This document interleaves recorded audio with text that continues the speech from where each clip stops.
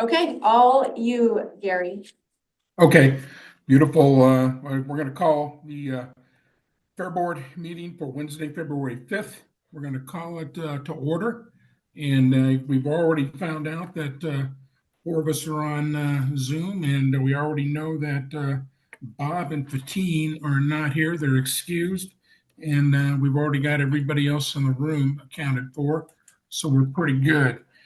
All right, let's open up public communications. This is the first of two opportunities. This first opportunity, we offer a 2-minute time limit per individual, up to a maximum of 10 minutes.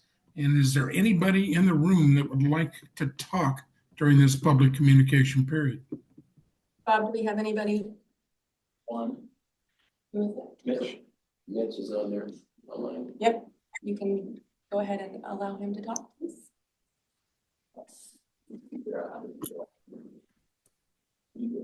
I can't, so we should be able to.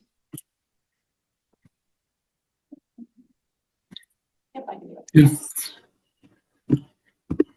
Is there anybody that wants to address at this time? Mitch, go ahead. Can you hear me? We can hear you. Yes, Mitch, we can hear you. Okay. Hi guys. I just wanted to address this Fair Board. I got notice last week that I was not renewed on a second term, but I just wanted to let you all know that I served the board in good faith, and I tried to hopefully help bring some positive communication and feedback from the community to the board.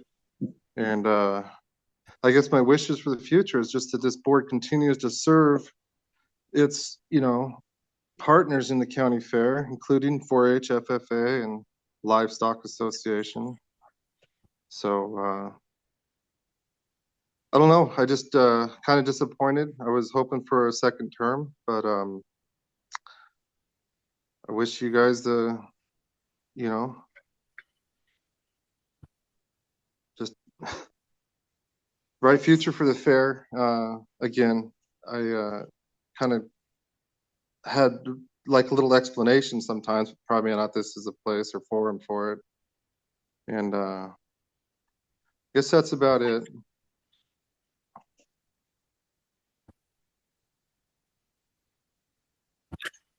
Mitch, thanks for the comments, and I know we'll be seeing you at the fair. And so, like I said, when we do breakfast, if you're interested in helping, boy, we'd sure love to still have you there. Yeah.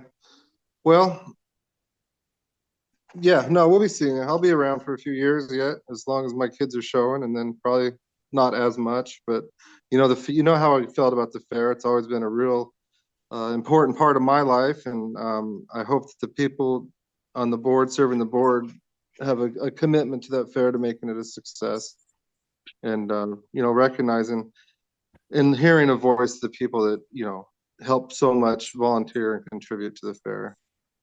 So, but Perfect. Thanks, Mitch, and we do appreciate you.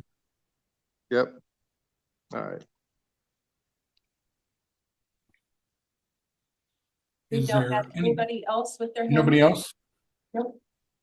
Okay, then we'll move on to approval of the financial reports for fiscal year 24-25 through December 30th of 2024. Any discussion on the financials? Well, you have a financial memo and the monthly financial report in your packet or in front of you.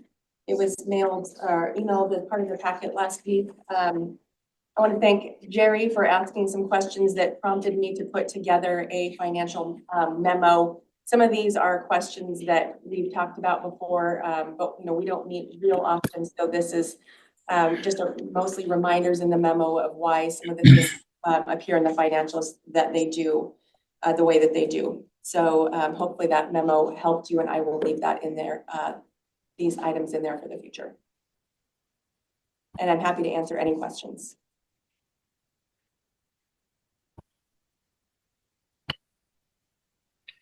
So have you had a chance to meet with Jason? Yep, we just spent the last hour going over financials and budget, and he came very, very prepared, had already gone over everything and had a list of questions. So yeah, we did yesterday.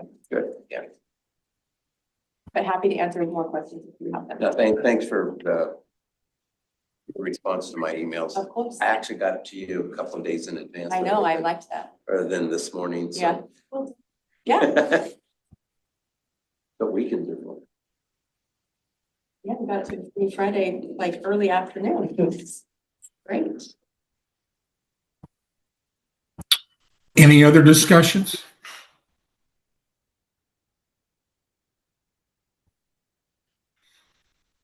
Okay, hearing none, can we get a motion to approve the financials?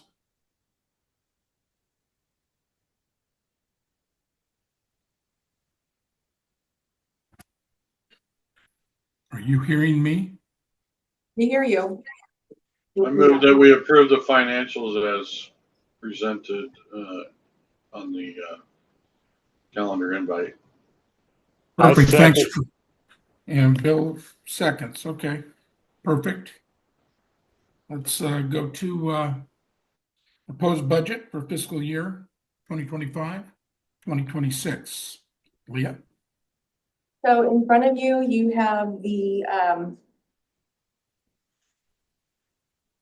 on, I keep forgetting to advance the slides. So you have the budget in front of you. Just really quickly, this is a slide that I put in every year during the budget presentation. So this is something that most of you will have seen before, but we do have a new member. This is just a reminder of governance for this board. The Fair Board's role is oversight of the fair budget, maintaining the fair strategic plan, establishing policy for the fair, and awarding contracts for the fair. And the fair manager's role is to prepare the budget, ensure that it aligns to your policy and your strategic plan, and I execute the fair contracts.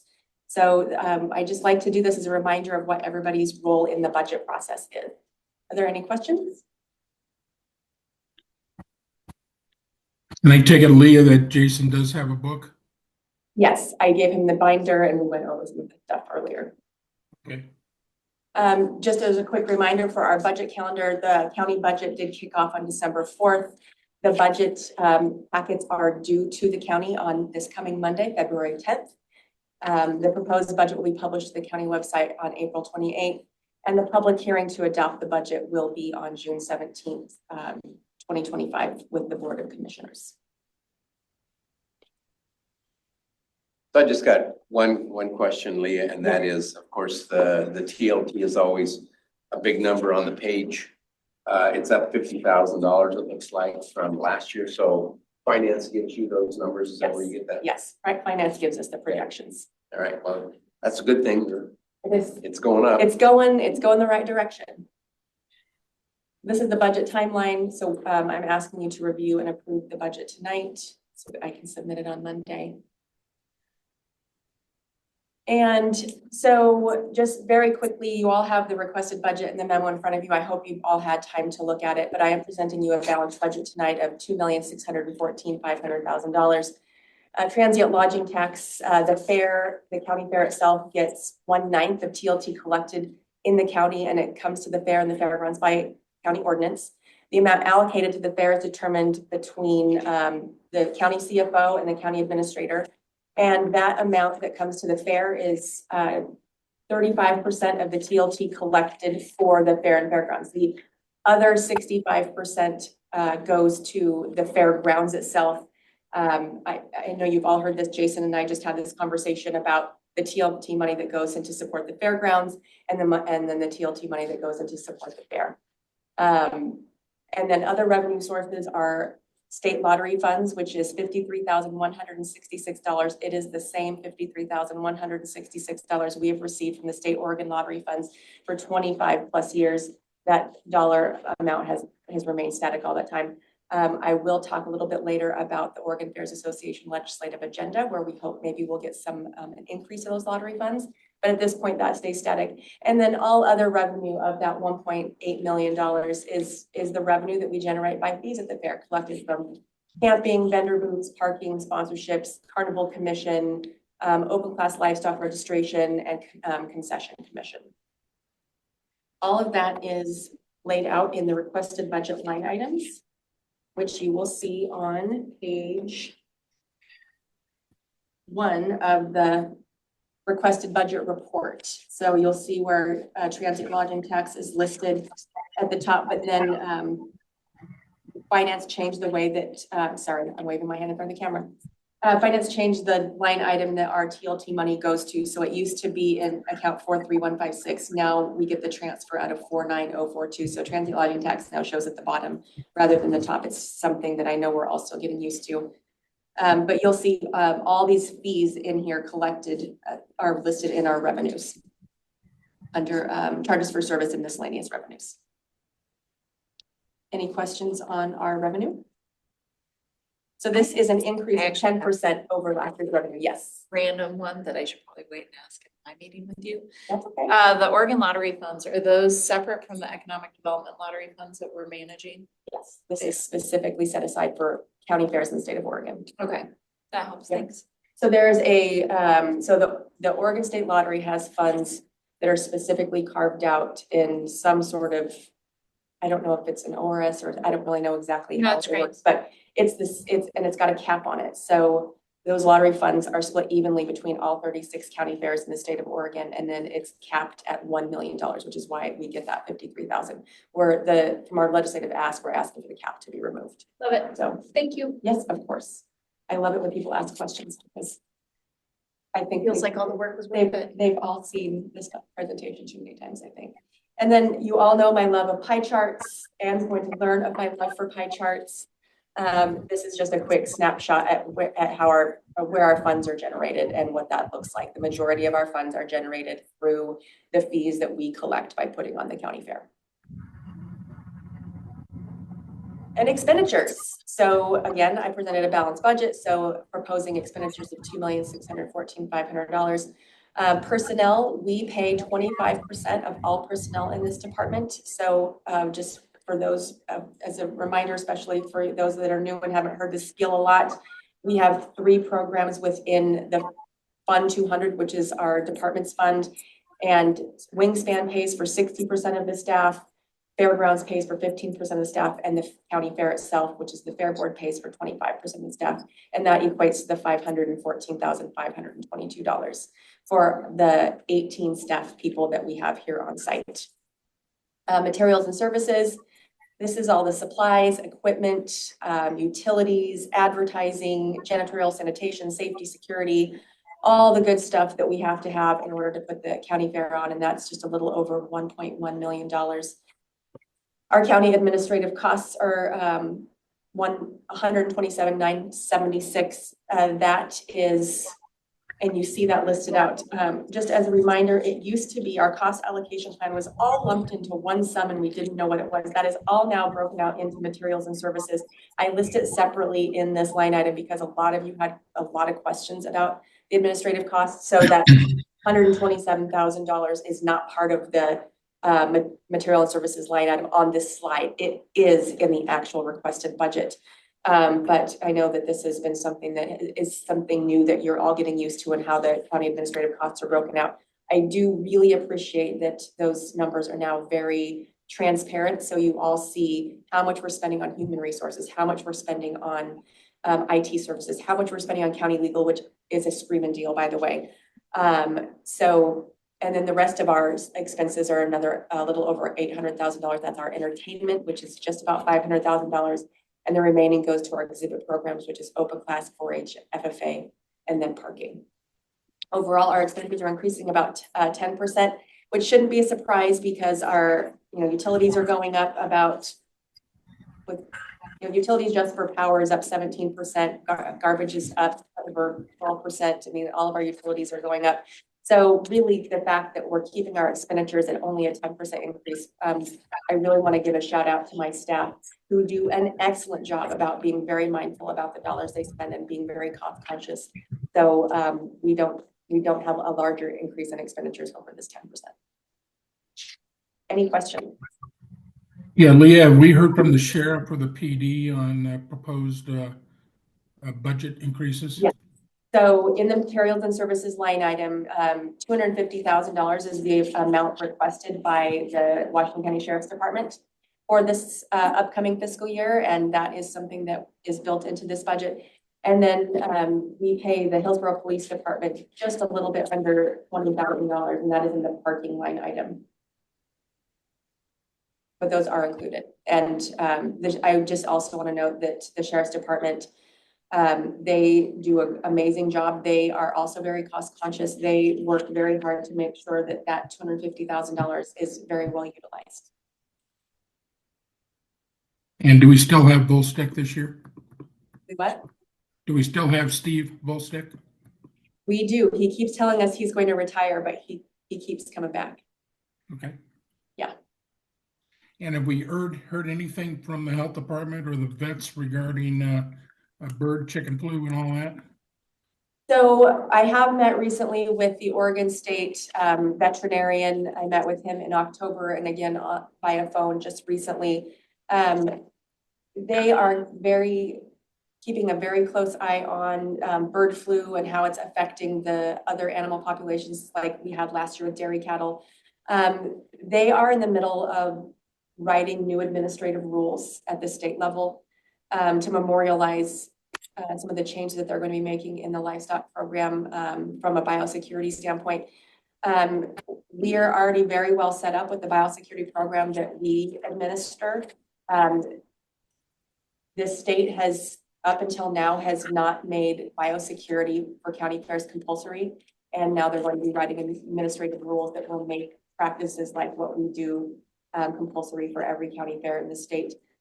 They are proposing not as strict as our policy that we do, but they are going to expect to see policies out of every county fair about how they are going to keep the public and animals safe at the fair because of the disease transmission issues that continue to be pervasive within these programs. So we are going to hear a lot more there. For those of you that are familiar with the state legislative process, rulemaking at the state is a long, arduous process. They don't believe that they will be approved till close to the end of the legislative session. So we're likely to not get any concrete rules about what they're going to expect for this year's fair until probably the end of June. But they don't have any concerns for us because of the very robust program that we already have in place. Okay. Any other questions on the proposed fiscal year budget? Yeah, can there's just a couple questions I have here. Is that okay? You bet. So if we look at our budget, and that's the budget document that you gave us, that's Yep. kind of a comparative. A couple of things, sponsorship fees. That must be going someplace else because it was 75,000 estimated for 24-25, and it's 15 for 25-26. It's definitely not going anywhere else. We are really struggling with our sponsorship revenue generation. Poor Bob is out beating the bushes trying to generate money, and a lot of people say they're going to do it and then don't. He seems to be getting some more traction for this coming year, but I'm going to remain skeptical with this year's budget until we start to see some commitments with signed contracts and money coming through the door. We are here, Bob and I just returned from the Western Fair's Association convention, and we're hearing this everywhere, that the corporate dollars, the big $30,000, $40,000, $50,000 sponsorships that we all used to benefit from just aren't materializing anymore. So I'm being very confident and with the ones that have already committed and signed on the dotted line, and that's what I'm presenting. Okay, I would love more. If anybody knows people that would like to give us money, and from a sponsorship standpoint, please send them Bob's way. We'll happily put together a program. we set the bar really low for you though, Bob, so, so you might have already talked about this. The PERS pickup is a new expense item. Is that the match that we're talking about? I believe that it is. Okay, This is part of the cost allocation plan that the county gives us. I have not asked a lot of questions about the cost allocation plan. I would assume that it's the pickup. okay. And then, yeah, you got lease rentals equipment, that's down $88,000. That's all the reallocation stuff that I mentioned in the Okay, memo. that's what I thought. Yeah. Okay. So just as a reminder, we for 20 25 years that I've been here, we've been putting a lot of these items into one big lump sum, like Yeah. professional services and equipment and things, and we have no ability to track them. So I think that from a transparency standpoint, and then just from a staff tracking standpoint, for us to be able to look and see where are we spending our money on, what is really costing us to put this fair on, that pulling these out. So until, it's gonna take a couple of years for this data Yeah. to catch up with it, but I think that this is the right direction to head. Yeah, I definitely agree with you. It's only one other thing, and that is I see 4-H expenses and FFA expenses are down, and so have FFA's down quite a bit. So So we'll talk about FFA first. We, in meeting with them the past couple of years, we thought that their numbers would come back stronger post-COVID. And we thought that they would enter more livestock than they have been, which costs us more money to have on site for setup and cleanup and that kind of support. Their numbers, unfortunately, are not going the right direction. So we have less FFA kids, and the kids that we do have are wonderful and hardworking, and I appreciate them greatly. But they are also not doing as many big, large projects as well. So they're doing some other great stuff. For those of you that come into the Wingspan and see their display here, they're doing some great projects, but they're not a lot of livestock anymore either. It used to be a lot of pigs, a lot of cows, and we're not seeing that anymore. So the support, so that 40,000 that we budgeted last year, I explained to Jason, was more like a hopeful number. Like, we hoped to spend that much because we thought that we would have a lot more participation in that program, but didn't. From a 4-H standpoint, we were told last year that the 4-H horse program was coming back. And that's why we budgeted 65, because it would have cost some money to support that program. They did not come back, and they are not coming back. So that's why we're getting it back down to closer to what we actually spent. okay. Hey, Leah, has Oregon State 4-H and FFA, have they announced who the new support person will be? So for those of you that don't know, Alan Taggart, the 4-H agent, just recently left the 4-H Oregon State University. And they interviewed Gary Seidel. Thank you, Gary, for participating in the interview and review process for that replacement. I talked to them yesterday. They have not selected a candidate yet. They were hoping to select a candidate this week and make an offer soon, but so far we don't know anything. So, and there's the 4-H staff here doesn't know yet either. So we're all anxiously waiting, and as soon as we know, I will certainly send you guys all an email. That was great. Yeah. I was concerned that when she said they interviewed Gary, I thought, Gary? No, I am not going for that. I can see you out there doing what Alan did when we're flipping pancakes. You're right there cheering the kids on. Yeah. Now, does Oregon State have somebody doing an interim until they pick the new candidate? They do not. Okay, Hmm. That's a problem. that could be one reason why the numbers are down. So hopefully we will have our new 4-H agent with us in the near future. Okay. All right, any other questions on expenditures for the budget? Again, pie chart, I'm not gonna make you guys painfully sit through these, but just a quick little snapshot about where we spend our money. It's majority of materials and supplies. And then the fee schedule. So you have the proposed fee schedule in your packet. It is the exact same fee schedule as last year. We are not proposing to raise the rate at this time. Bob and I really looked at, what we charge for parking, what we charge for concessions and vendor booths, and all the things that we charge for. And we really felt like we wanted to maintain where we were at. We are doing well with our parking. I feel like we are starting to even out with parking, where we're not upside down on parking. We're not setting the world on fire with parking, but we're making money on parking finally for the first time in a few years. Now that we've got that program really dialed in, we just adjusted the concession rate last year, so we're leaving it. We're not asking for an increase. We are right in line with what other fairs in our area are charging, and we don't want to have them select another event over us. And then RV parking and exhibitor camping, same thing. Those are just in line with what other fairs in the area are charging. And our livestock exhibitor fees, we are keeping those low because we are trying to encourage people to enter and participate. We don't want that to be a barrier to participation. And then the carnival and alcohol is negotiated in our multi-year contracts, so that isn't changing either. So it's a status quo fee schedule. Any questions?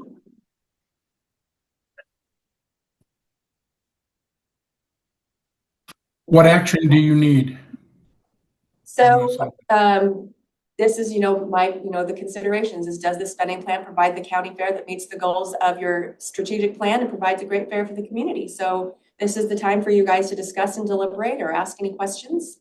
And then, decide if you would like to move forward with this budget or not.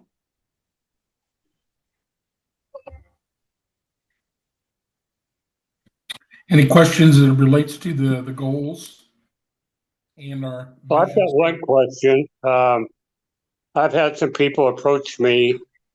Maybe this is not the place to put it in the meeting, but they would like to have an open female pig show, like an open class for the female pigs. Maybe on the second half of the fair or first half, but they would like to have a pig show. They just have them contact me, please. Okay. Would love to have more open class shows. That would be fantastic. So anybody that do that, please have them get in touch. Okay. We also have the llama and alpaca people considering having an open class show right now, and also some fiber goats as well. So, well, that's great. We need them to make a commitment. So Okay. they do All that. right. Happily do that. Okay. I'll do that. Great, thank you. Are we gonna have open class charolais? Yes. Okay, Got a cow, going to have a calf in 2 days. Excellent. congratulations. Okay, if it makes any difference, I've reviewed the budget and would recommend that we approve the budget as presented. Okay, can we get a second? I'll second that. Beautiful, thank you. Are there any objections? Hearing none, everybody is in favor, is that correct? Yes. Yes, And do we have to approve the fee schedule, or it's the same one, but do we have to approve that every year? You do as part of your budget. Okay, motion to approve the fee schedule as presented. okay, can we get a second? Second. Okay, thank you. All in favor? Aye. All right. Are there any noes? Okay, fee schedule approved. All right, thank you very much. Okay, next up is board elections, and that's all you, Gary. Okay, as you know, we have two positions that we vote for, president and vice president. The secretary position is basically handled by Wingspan staff, as well as Lee and Bob and the other staff out there to be able to deal with it in there. These positions are for 1 year. And are there any nominations for the term of, or the position of president?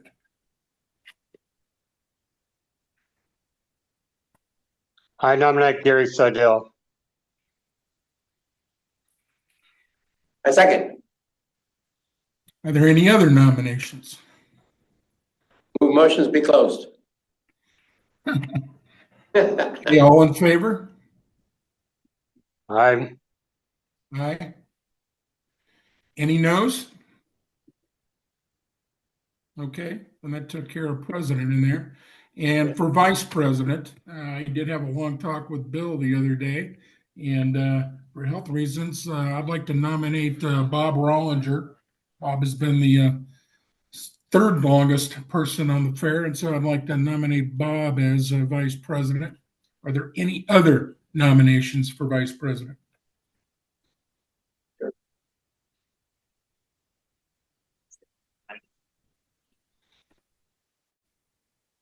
Motion's closed. Do we have a second? Okay. All in favor? Aye. Let's get a second. Let's get a second first. I'll second that. Okay, thanks, Jason. All in favor?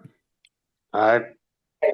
Okay, then Bob is the vice president. Okay.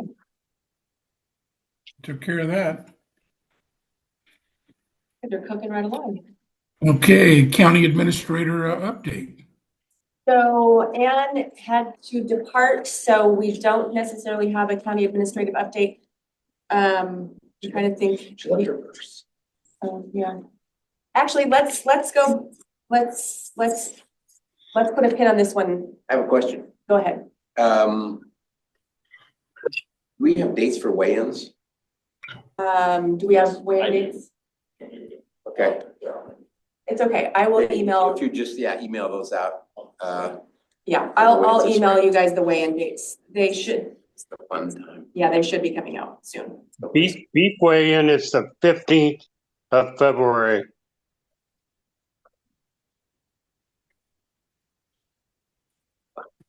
Okay. So you are all welcome to attend. We highly encourage it. It's a lot of fun. So, beef weigh-ins on the 15th, but we will get an email out to all. Is that 7 o'clock? 7 a.m. Yes.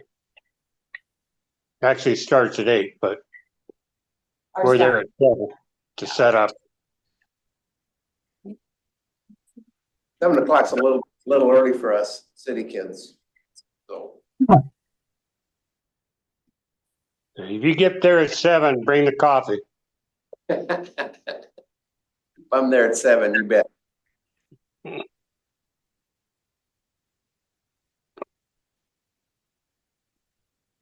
So let's see if Anne makes it back before the meeting ends. We'll do. Okay, we can do that. She might So think it's longer. that's okay. I will, so while I've got you guys, Jerry's gonna go check to see if she's available yet. Just from a legislative standpoint, we have a very robust Oregon Fairs Association legislative bills going forward. We've got Senator Todd Nash is putting forward a bill to remove the cap for lottery funds. Right now, we are capped. Oh, here she comes. It's your turn. Yay, sorry. I was just telling my boss's boss that my boss called. Hi. Do you want a minute? Sure. Okay, so we are going to be presenting to the County Commission on February 18th. That presentation is going to be of the master plan that was adopted already for use of this site. And we're going to talk about what is and isn't in that plan. The ball fields are not currently in that plan. But we are also going to talk about, we do not have a funding structure for accomplishing these goals long-term. So we have to look for partnerships, or we have to find funding sources. That's going to be the primary focus for the discussion. One way where we might find a partnership in order to build out some of the spaces. But that is as much as I know today. But just so you know, last time I was here, I did talk about the existing ball fields would be replaced and improved. There would be water brought to the site. It's been one of the major concerns out there is the piping that would be provided by Hillsborough in their project. And then wetland mitigation has been the other concern on site, and they would cover the cost of the wetland mitigation in the proposal if they were to do the project. So there are benefits on both sides, but it's the board's call whether or not we proceed further. And is there still consideration for RV parking? There is. So right now, the RV parking stalls, I think, are at 86 stalls in the current design. That'll be a part of the presentation to the board. And we have a price tag finally for what building that out would be, which is $10.2 million.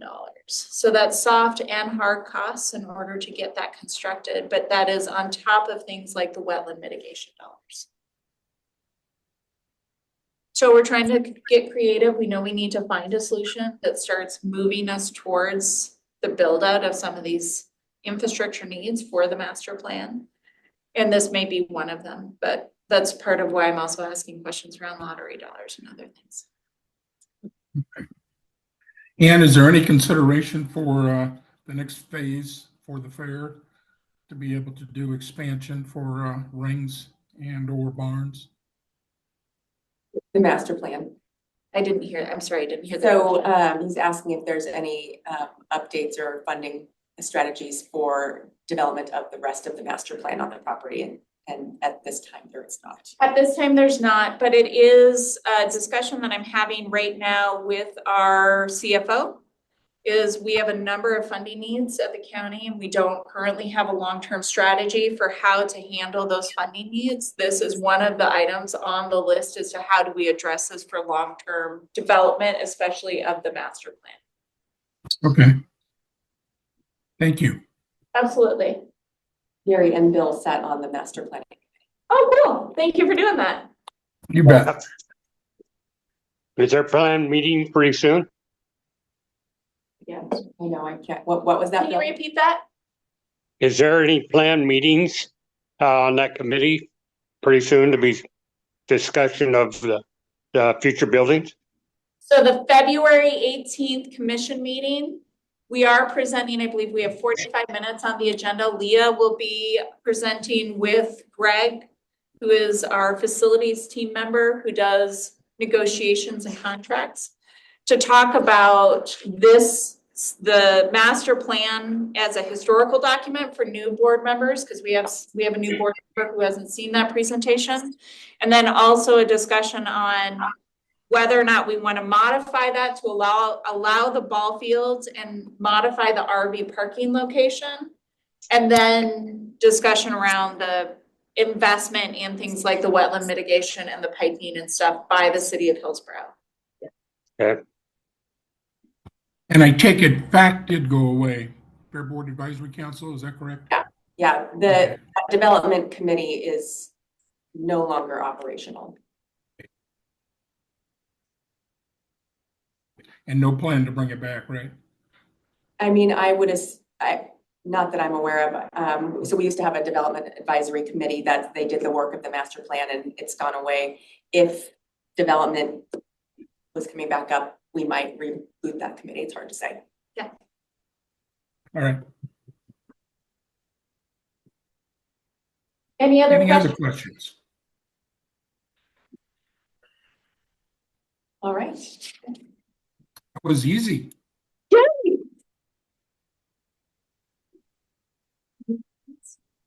Oh, my PowerPoint's not working, so I guess it's trying to tell us something. So Did you want to go back and discuss what you were talking about before Ann came back in? So I just want to give a quick legislative update, then we can do our final public communication period, and then we can get you guys out of here. So the Oregon Fairs Association is running a very robust legislative program like we do every year.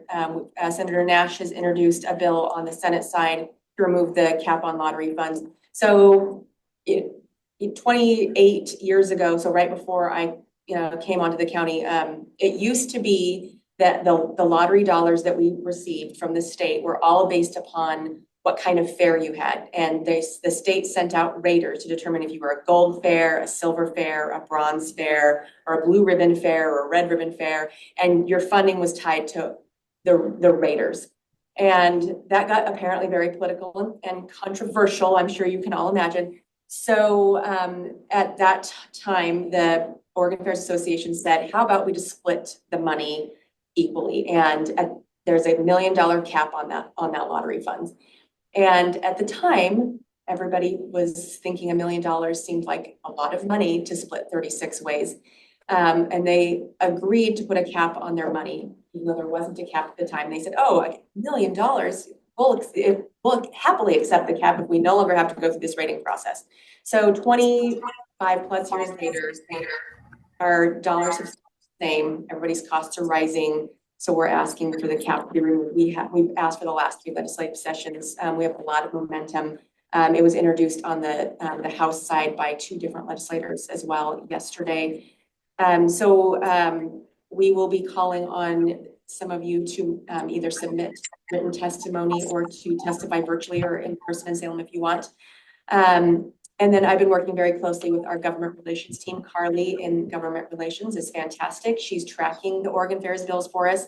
And she is going to be working with county administration on how they can support with testimony for some of these bills as well. One of the other ones is that Oregon Fairs is running is dollars to turn fairgrounds into actual emergency centers. We're already operating as emergency centers, but we're doing it on balings, wire and duct tape. And we want to be intentional about it. We are all doing it. We all have reacted to wildfires, COVID, extreme weather, and we want to do it intentionally. That's what a lot of other states are doing. So there's a bill on that as well. So I will keep you posted on those bills as we get more information, but I just know I will be calling on some of you to submit testimony when we need it. So be ready for that. And that's all I've got. Okay. What about conferences? Do we have any conferences upcoming? We do not have any upcoming conferences. So the next conference is the Oregon Fairs Association Conference, and it will be held here at our facility in October. And so more information to come. Bob and I are the chair people of the committee, and we have a lot of work to do that we keep saying every week we're going to work on, and we haven't, but it's coming. It's been great programming. Okay. Do you think this fair board, this group here would be participating in any form or fashion there with? Yes. Okay. So yeah, let's get that on our calendar. Yes, I will do that. Okay, then I take it, any other business? No further business from the staff.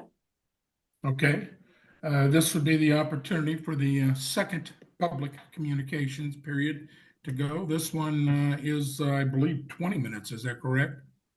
If there's anybody that wishes to talk with a maximum period, I can't even remember what it is, 30, 40 minutes, whatever it is. But Don't have anybody with us, Gary. okay.